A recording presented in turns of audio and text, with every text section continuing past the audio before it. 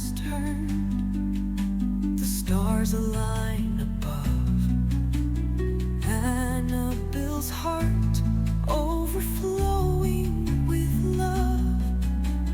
Destiny's call in Estolia's embrace, a trespasser's journey, finding time and grace. I gazed at my sleeping grandson, who clutched a stuffed unicorn, enchanted by the gentle arc of his lashes casting shadows over his cheeks. There's something about the vulnerable calm of a child asleep in their bed that always brings tears to my eyes.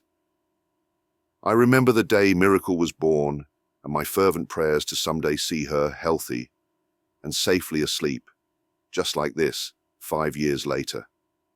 In that moment, Deity spoke to my soul, promising I would see her grandson slumbering peacefully like this. Could I truly witness my newborn daughter's grandson at age 5? I turned 50 the day Miracle was born, and if she married at 18, her grandson would be 5 when I was 103 years old. Xavier was right about my longevity, I realized, as I marveled at young Zarin.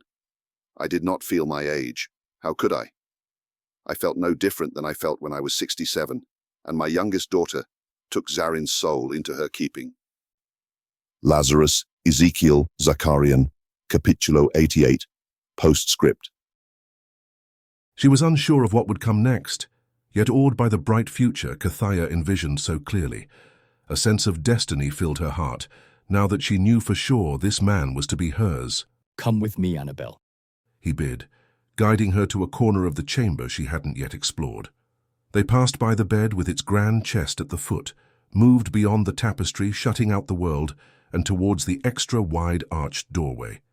Each tile was a masterpiece, a gold 8-pointed star at its heart, framed by a lush green matching the fresh leaves of garden trees outside. The green seamlessly shifted into the azure blue akin to shallow sea waters, and finally deepened into a rich, regal purple. The vibrant tiles invigorated Annabelle, making her feel renewed. Her gaze moved from the sweeping tiles to the room's furnishings. Directly ahead, she noticed a table with a basin resting upon it, a large jug of water poised beside it. To her left stood a chamber pot, a reminder of life's necessities. The thought of impending intimacy with this man made her cheeks warm with a sudden blush. The crowning jewel of the room was a magnificent tub to the right. As she watched, she could see and hear water cascading in, realizing that hot water was being added through some ingenious device. On the far side, she noticed a sluice, perfectly positioned for the water to drain into the stream, winding through the narrow garden outside. She watched Alexandros intently, curiosity and anticipation lingering in the air. "Do you like it?"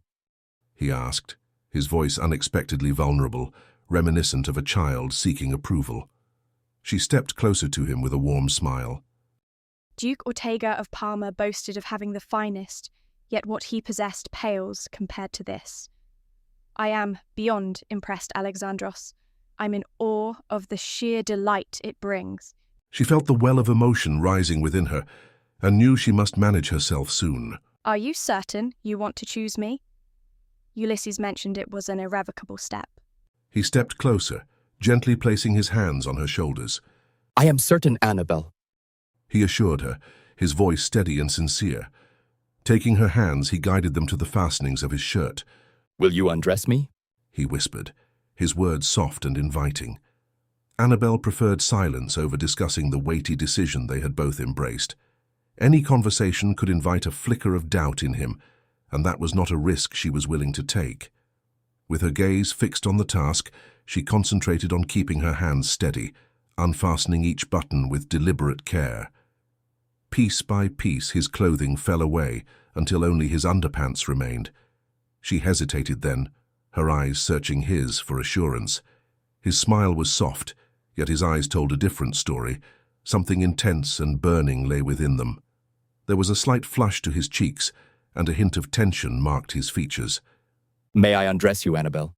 he asked, his voice a mix of anticipation and tenderness. Unable to trust her voice, she simply nodded. He wasted no time in removing her dress, leaving her in only a delicate set of underpants. The hiss of additional hot water entering the steaming tub filled the room, followed by the decisive click of the water access door closing. He put an arm around her shoulders and guided her towards the large bath. His hands settled over her hips, gently pushing her final item of apparel to the floor. As she gracefully stepped out of them, he murmured softly, Let me help you into the tub. She noticed his flushed cheeks had deepened in color as he extended his hand to her. Placing her hand in his, she stepped into the invitingly warm water. Settled comfortably, her eyes were drawn to his hands as they moved to the waistband of his underpants. The sight of his aroused body sent an involuntary wave of heat to her cheeks, evoking the memory of his stallion's primal claiming of her filly. He stepped into the tub beside her, sinking down with ease until he was comfortably settled. Following his example, she discovered that while the tub had seemed quite spacious, it was just the right size to accommodate both of them cozily. You are so beautiful, Annabelle. He whispered with a sense of wonder. I am blessed to have you, and in awe that you've chosen me. No more than I. She replied. Her words were filled with sincerity. He turned slightly, reaching for a cake of soap. With a warm smile, he extended it to her and asked, Will you wash me? She nodded, accepting the soap and the soft cloth he offered. Soon the room filled with a heady fragrance, mirroring the scent of blossoms from the narrow garden outside. She lathered his chest and upper arms, her gaze locking with his. His expression of pleasure encouraged her to set the soap back in its dish and gently run her wet hands over his upper body, slowly rinsing away the suds. Once she finished, he took the soap and submerged it briefly, pausing to ask her, May I wash you? In response, she smiled softly and waited to see what he would do. He brought the soap to her shoulders, gently lathering her upper arms. After submerging the soap once more, he worked it between his hands, building up a rich lather. Setting it aside, he reached towards her, his soapy hands cupping both breasts. He washed beneath each full breast, and then focused his attention on each hardened crest. Once their bodies glistened equally clean, he stood up, guiding her to follow. He lathered her abdomen and legs with the soap, then handed it to her with a warm smile, inviting her to return the favor. She hesitated briefly upon noticing his arousal, but he gently guided her soapy hands to explore his thighs and the rest of him. Soon they were both fully lathered, and he pulled her into his arms, sharing a soft kiss.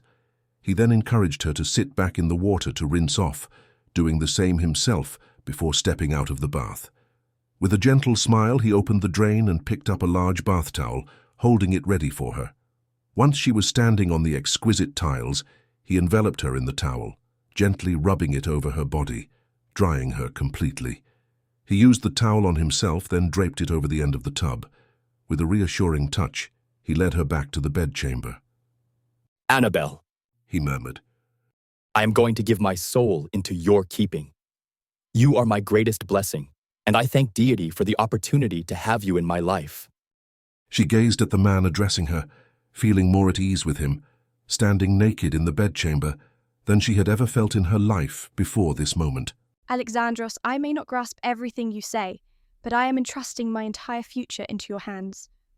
He opened his arms wide, and she instantly flowed into his embrace.